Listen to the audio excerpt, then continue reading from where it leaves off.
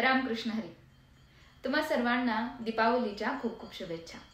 नक्कीच तुमची दिवाळीची ही पूर्ण तयारी झाली असावी, परंतु खऱ्या अर्थानं पुराणांच्या हिशोबानं आपली पूजेची काय तयारी व्हावी किंवा ती पूजा का करावी या बाबतीत थोडंसं आपल्याला लक्षात यावं म्हणून हा एक व्हिडिओ बनवण्याचा प्रयत्न आहे.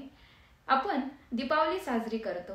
खरं तर आपल्याला एकच दिवसाची दिवाळी असल्यासारखी वाटते, पण खरं तर दिवाळी किती दिवसाची असते, प्रत्येक दिवसाचं काय महत्त्व आहे हे मला बरेचसे लोक म्हटले की ताई तुम्हाला या गोष्टींबद्दल ज्ञान आहे तर तुम्ही सांगा. आजच्या पिढींना, आजच्या लेकरांना या बऱ्याचशा गोष्टी यातल्या माहीतच नाही की नेमकी दिवाळी आपण का करतो, प्रत्येक दिवसाचं महत्त्व काय आहे.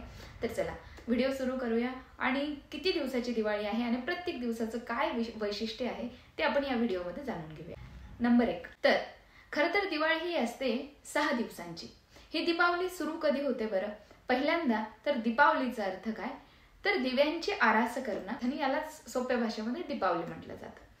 खरी दीपावली सुरू होते ती जी वत्स द्वादशी आपण साजरी करतो तेव्हापासून. जसं की मी सुरुवातीला सांगितलं, प्रत्येक दिवसाचं काही ना काहीतरी महत्त्व आहे. वत्स द्वादशीच्या अगोदर जेव्हा मान्सूनचा सीझन असतो त्यावेळी प्राण्यांचा ब्रीडिंगचा समय असतो, वेळ असतो आणि त्याच्यानंतर जे नवीन बछडे जन्माला येतात त्यांची पूजा केली जाते. त्यांच्या समृद्ध जीवनाकरिता, त्यांचे चांगले हेल्थ करिता ही पूजा केली जाते आणि ज्याला वत्स द्वादशी आपण म्हणतो, ज्या दिवशी आपण बछड्यांची पूजा करतो आणि त्यासोबत गोमातेची सुद्धा फार सुंदर प्रकारे पूजा करतो. द्वादशी नंतर नंबर 2 ला येतं ते म्हणजे धनत्रयोदशी. आपण धनत्रयोदशीच्या दिवशी आपण असा विचार करतो की आपण फक्त धनाची पूजा करावी, तर नाही. धनत्रयोदशीच्या दिवशी असं सांगितलं जातं की एकदा समुद्र मंथन झालं होतं देवता आणि दैत्यांमध्ये. त्यामधून रत्न निघले आणि त्या रत्नांसोबत सांगितलं जातं की त्या समुद्र मंथनामधून लक्ष्मी माता सुद्धा प्रकट झालेल्या होत्या आणि त्यासोबतच धन्वंतरी नावाचे एक देवता समुद्र मंथनातून प्रकट झाले होते. तर धन्वंतरीचा अर्थ कुठे कुठे काही लोक धनाशी जोडतात, परंतु असं नाहीये. धन्वंतरी जे देवता आहेत ते खरं तर हेल्थचे देवता आहेत, म्हणजेच आयुर्वेदाचे देवता आहेत. तर जसं मी सांगितलं प्रत्येक दिवसाचं एक महत्त्व आहे, तसं धनत्रयोदशीला आपण लक्ष्मी मातेची तर पूजा करतो, परंतु त्यासोबत आयुर्वेदाची देवता जी आहे, जिला धन्वंतरी आपण म्हणतो, त्या देवतेची खऱ्या अर्थानं आज पूजा करायची असते, जेणेकरून आपल्याला वर्षभर सुखी समृद्धी असं सुंदर असं जीवन आपल्याला भेटावं आणि निरोगी जीवन आपल्याला महत्वाचं म्हणजे भेटावं. म्हणून त्या देवतेची आराधना आजच्या या धनत्रयोदशीच्या दिवशी करायची असते. त्यानंतर 3ऱ्या क्रमांकावर येते ते चतुर्दशी असते, ज्याला आपण नरक चतुर्दशी असं म्हणतो. या नरक चतुर्दशीच्या विषयी बऱ्याचशा कथा आपल्या पुराणांमध्ये सांगितल्या जातात. त्यातली एक श्रीमद भागवत कथेमध्ये सुंदरशी कथा सांगितली जाते बघा. एक नरकासुर नावाचा दैत्य होता. अतिशय अधर्मी असा तो दैत्य होता. त्याला ब्रह्माजींकडून वरदान होतं की त्याला विष्णूचा अंशच मारू शकतो. अशी नगरी त्यानं तयार केलेली होती की पंचमहाभूते त्या नगरीचं रक्षण करत होती. त्याने एक प्रण घेतलेला होता की विविध राज्यातून 16,100 कन्या तो एकत्र करणार. सगळ्या कन्यांसोबत एकाच वेळी तो विवाह करणार. त्याने सगळ्या कन्यांचं हरण केलेलं होतं आणि त्या कन्यांनी भगवान श्रीकृष्णांचं स्मरण केलं, भगवंताचं स्मरण केलं की भगवंतांनी त्यावेळी त्या नरकासुराचा उद्धार केला आणि त्याच 16,100 कन्या होत्या. जेव्हा भगवान श्रीकृष्णांनी नरकासुराच्या बंदीखान्यातून सगळ्या स्त्रियांना मुक्त केलं, सगळ्या त्या मुलींना मुक्त केलं, त्यावेळी त्यांनी सांगितलं की आता आम्ही आमच्या घरी पुन्हा जाऊ शकत नाही. आणि तेव्हा सांगतात त्याच वेळी भगवान श्रीकृष्णांनी 16,100 कन्यांसोबत सोबत विवाह एका वेळी केला होता. त्यामुळे भगवान श्रीकृष्णांच्या चरित्रामध्ये येतं की त्यांचे 16,108 विवाह झाले. त्यातले जे 8 विवाह होते ते त्यांच्या मुख्य अशा पटराण्या होत्या आणि हे 16,100 भगवंताचे विवाह हे एकाच दिवशी झाले होते. बघा, याचंच औचित्य साधून जो आपण दिवाळी पाडवा पुढे करतो तेव्हा एका पुरुषाने स्त्रीचं रक्षण केलं, म्हणून त्या प्रित्यर्थ पाडव्याला आपल्याकडे स्त्रिया आपल्या नवऱ्याचं पूजन करतात, त्याचं औक्षण करतात. त्यानंतर 4थ्या क्रमांकावरती महत्वाचा असा दिवस येतो, तो म्हणजे आहे लक्ष्मी पूजनाचा दिवस. तर बऱ्याचशा पुराणांनुसार बऱ्याचशा वेगवेगळे याला संदर्भ लावले जातात. काही ठिकाणी म्हटलं जातं भगवान श्रीराम आजच्याच दिवशी अयोध्येला परतले होते. रावणासोबत युद्ध केल्याच्या नंतर आजच्याच दिवशी ते सीतामातेसोबत अयोध्येला परतले होते. काही ठिकाणी उल्लेख असा केला जातो लक्ष्मीपूजन कशामुळे, तर याच्या पाठीमागे आणखी एक थोडीशी कथा सांगितली जाते. ती म्हणजे एकदा लक्ष्मी माता नारायणांना म्हटली की देवा, आपल्या लग्नाचा वाढदिवस नेमका कधी असतो. त्यांनी सांगितलं की लक्ष्मी, तू पहिल्यापासून नारायणाचीच आहे, परंतु जर तुला मला वरायचं आहे तर एक काम कर, जेव्हा समुद्र मंथन होईल, समुद्र मंथन होत असताना समुद्राची कन्या बनून तू समुद्र मंथनातून ये आणि तुझ्या हातानं माझ्या गळ्यामध्ये माळा टाक, जेणेकरून आपला विवाह त्याच ठिकाणी आटोपेल. ही एक सांगितलं जातं की आजच्या दिवशी लक्ष्मी मातेचं पूजन आपण करतो. लक्ष्मी मातेचं पूजन करत असताना सगळ्यात महत्वाचं झाडणीचं पूजन केलं जातं. कशामुळे तर आपल्या घरातील जी अशुद्धी आहे ती झाडून नेण्याचं काम ती करत असते. त्याच्यामुळे महत्वाचं लक्ष्मी पूजनाच्या दिवशी ही पूजा होणं फार महत्वाचं आहे आपल्याकडे. लक्ष्मी पूजनाच्या दुसऱ्या दिवस म्हणजेच आहे बलिप्रतिपदा. तर बलिप्रतिपदा म्हणून आपण महाराष्ट्रामध्ये सुंदर प्रकारे साजरा करतो. हाच सण केरळमध्ये सुद्धा फार सुंदर प्रकारे साजरा केला जातो दुसरा दिवस. त्याच प्रकारे आजच्या दिवशी उत्तर प्रदेश साईडला गोवर्धन पूजा केली जाते. याच बलिप्रतिपदेला नर्मदा नदीच्या काठावरती बळीराजा यज्ञ करत होता, स्वर्गाचं राज्य भेटावं म्हणून होतं. आणि त्याच वेळी सगळ्या देवतांनी भगवान विष्णूंना विनंती केली की देवा अवतार घ्या आणि बलीचं राज्य हरा, जेणेकरून आमच्यावरती संकट येणार नाही. आणि त्यावेळी सांगितलं जातं की भगवान श्रीकृष्णांनी 3 पाय जमीन त्याच्याकडून मागितली आणि त्याला हरवून घेतलं. बलीचं राज्य हरवून घेतलं करा भगवान श्रीकृष्णांनी वामन अवतार घेऊन भगवान विष्णूंनी.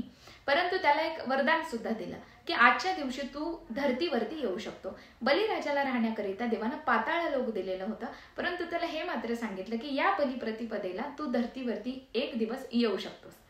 त्याच्यानंतर सुंदर असा सगळ्यात छान सण म्हणजे बलिप्रतिपदेचा दुसरा दिवस म्हणजेच आपल्याकडे भाऊबीज नावानं, दुसरीकडे भाई दोज नावानं असा हा सण साजरा केला जातो. तर हा सण का बरं आहे त्याच्या पाठीमागे पण एक कथा आहे. हा सण यम देवतेशी जोडला गेलेला आहे, रिलेटेड आहे. सांगतात यम आणि यमी, जिला यमुना म्हटलं जातं, हे जुळे बहीण भाऊ होते. दोघेही सांगितलं जातं की हे दोघेही सूर्यदेवाचे संतान होते. यमुना यमराजाला प्रत्येक सणाला स्वतःच्या घरी बोलवायचे, परंतु कधी त्याला जायचं वेळच येत नव्हता. परंतु सांगतात एकदा यमराज बहिणीचा हट्ट ऐकला आणि तिच्या घरी गेले.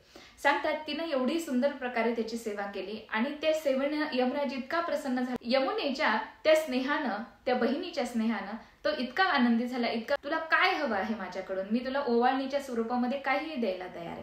तेव्हा यमुनेनं सांगितलं की आजच्या दिवशी जो ही भाऊ बहिणीकडे जाईल किंवा जी बहीण आजच्या दिवशी भावाला ओवाळेल त्यावरती तुझा साया अकाली कधीच पडणार नाही. हे वरदान तू आजच्या दिवसाला दे, आजच्या प्रत्येक बहिणीला दे. यमराजांना आजच्या दिवशी बहिणीला ओवाळण्याच्या स्वरूपामध्ये ही गोष्ट दिली होती आणि त्यामुळे आपल्या हिंदू संस्कृतीमध्ये आजचा हा बहीण आणि भावासाठी खूपच महत्वाचं सांगितला जातो. आणि आजच्या दिवशी सांगतात खरं तर आपल्याकडे म्हणतात की मुलीच्या घरचं पाणी पिऊ नये किंवा मुलीच्या सासरचं पाणी बाहेरचे लोक खरं तर पित नाहीत किंवा जेवत नाहीत. परंतु शास्त्रानुसार पुराणामध्ये आज सांगितलं की आजच्या दिवशी भावाने बहिणीच्या घरीच जेवण केलं पाहिजे, बहिणीच्या घरीच गेलं पाहिजे. जर सख्खी बहीण नसेल तर किमान वडिलांच्या बहिणीकडेही भाऊबीज आपण साजरी करू शकतो. आता सगळ्यात महत्वाचं, दीपावलीच्या दिवशी दिवे किती लावावे. बघा आपण दिव्यांची संख्या कितीही ठेवू शकतो. दिव्यांचं आपल्याला एक वृक्ष जरी तयार करता आलं तरी पण आपण करावं. जसं पुराणांमध्ये आपल्याकडे दीपमाळ आपण प्रत्येक मंदिराच्या बाहेर बघतो. दीपमाळ म्हणजेच काय असतं की दिव्या प्रकारचं ते वृक्षच असतं म्हणा, की त्या प्रकारे आपण कितीही दिवे लावू शकतो. पण सगळ्यात महत्वाचं, जेव्हा आपण आता दिवाळी आपली सुरू झालेली आहे, दिवाळी सुरू झाल्याच्या नंतर सगळ्यात महत्वाचं यमदीपक लावणं फार महत्वाचं आहे. आपण बाकी तर दिवे लावतोच, परंतु सगळ्यात अगोदर सायंकाळ होताच यमदीपक लावणं फार महत्वाचं आहे. यमदीपक कसा असतो तर यमदीपक ज्या प्रकारे आपल्या साधारण दिव्याला एकच तोंड असतं एका बाजूनं आणि एकच वात त्याच्यामध्ये आपण लावू शकतो, तसं यमदीपकाला 4 मुख असतात आणि त्या 4 मुखावरती 4 वाती आपल्याला लावता येतात. तर हा यमदीपक नित्य आपण दीपावली आपली सुरू होते वत्स द्वादशीपासून, तेव्हापासूनच हा यमदीपक लावायला सुरुवात केलं तरीही हरकत नाही. त्रयोदशीच्या दिवसापासून जरी आपण लावायला सुरुवात केली तरी हरकत नाही. भाऊबीजेच्या दिवशी तर आपल्याला हा दीपक आवर्जून लावायचा आहे, कारण भाऊबीजेला यमद्वितीया या तिथीला असं सुद्धा म्हटलं जातं. त्याच्यामुळे हे फारच महत्वाचं आहे. त्यामुळे हा 4 मुखाचा दीपक घरामध्ये आणणं आणि तो लावणं हे फार महत्वाचं आहे. आणि त्याच्यासोबत तुम्ही कितीही दिवे लावू शकता. महत्वाचं, दिवाळीला फटाके वाजवायचे की नाही. आता हा एक प्रश्नच आहे, कारण बरेचसे लोक म्हणतात की यांना खूप पोल्युशन होतं त्याच्यामुळे फटाके वाजवू नये. परंतु पहा आपल्या पुराणामध्ये एक शब्द आलेला आहे, उल्काहस्त असा नावाने एक शब्द आलेला आहे. तर उल्काहस्त याचा जर आजच्या भाषेमध्ये जर आपल्याला अर्थ घ्यायचा असेल तर आपल्याकडे जे सुरसुरी आपण लावतो, ज्याला फुलझडी म्हटलं जातं, तो अर्थ याला लागू होतो. तर सांगितलं जातं की हे तर आपण लावू शकतो, उल्का हस्ता असा जो प्रयोग आलेला आहे.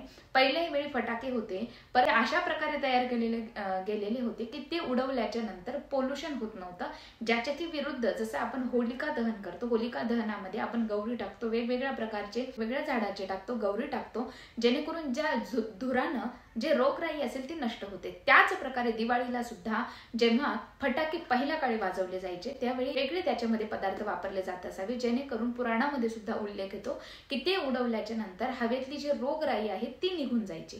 तर दीपावली हा खऱ्या अर्थानं सण सगळ्या नात्यांना एकत्र आणायचा आहे, गोड धोडाचा हा खऱ्या अर्थानं सण आहे. त्याच्यामुळे तो तर आपल्याला सुंदर प्रकारे साजरा करायचा आहेच, परंतु या सगळ्या गोष्टींचं ज्ञान आपल्याला थोडक्यात ठेवणं ही महत्वाचं आहे. आपल्या मुलांनाही माहिती असावं की का आपण आजचा हा दिवस साजरा करतो. आपल्याकडे दिवाळीची एकच दिवस सुट्टी दिली जाते म्हणून आपल्याला वाटतं की एकच दिवसाची दिवाळी आहे, पण खरं तर नाही. वर्षातून एकदा येणारा हा सण आहे. प्रत्येक वेळेला आपण एक एक जयंती करतो देवतांची, परंतु दीपावली असा सण आहे की वर्षामध्ये एकदाच आपण पितरांपासून यमदेवतेपर्यंत, विष्णूंपासून महालक्ष्मीपर्यंत सगळ्यांचं पूजन आपण या 6 दिवसामध्ये करतो. तुम्हा सर्वांना दीपावलीच्या पुन्हा एकदा खूप खूप शुभेच्छा. रामकृष्ण हरी.